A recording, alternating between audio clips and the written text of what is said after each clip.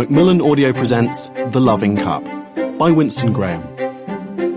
Read for you by Oliver J. Hembrough.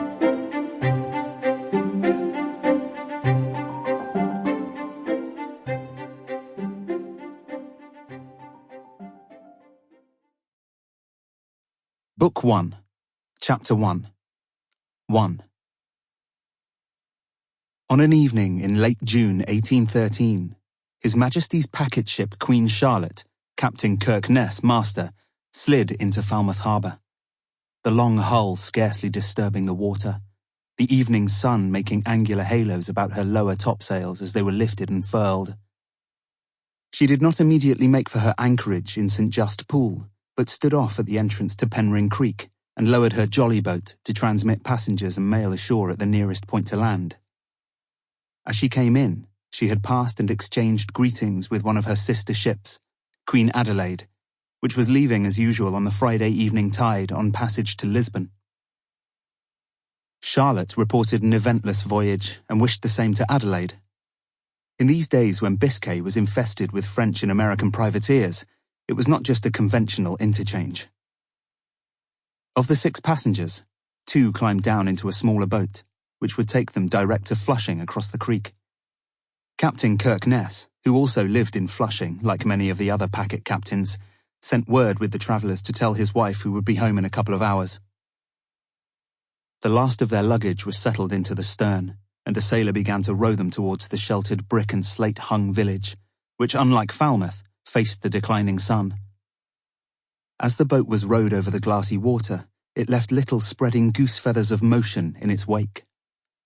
The passengers were a man and a woman. The man, tall and thin and quite young, was wearing the uniform of an officer of the line. It was anything but a parade uniform, being stained and worn, with faded lapels and a repaired sleeve. His blue eyes showed up vividly against his sunburnt face. A thin moustache above a tight mouth, a dent in his lower jaw. As he helped his companion down into the boat, it seemed he could not open his right hand to its fullest extent. The woman was small both in build and in stature, though it was his height which emphasized this. She was wearing a grey travelling cloak of which the hood had fallen back. She had no need of the hood for warmth, and the breeze blew her black hair about her face in graceful wisps. She was good-looking rather than pretty, with a rather long pear-pointed face, and brilliant young eyes which took in everything about them. As they were rowed ashore, the officer was pointing out one landmark after another. He spoke in broken Spanish. The tide was slip-slopping gently against the quay as the sailor came in and loosed and re-looped another rowing boat, so that they could run in alongside the weedy steps. The young officer pointed out to the girl that as the tide was falling, the lowest 2 out of the water would be slippery. She nodded. He added something else, also in Spanish. She laughed and replied in English, "I remember." Presently they were both on the quay with their luggage, and she was standing looking about, one hand to her hair. He tipped the sailor.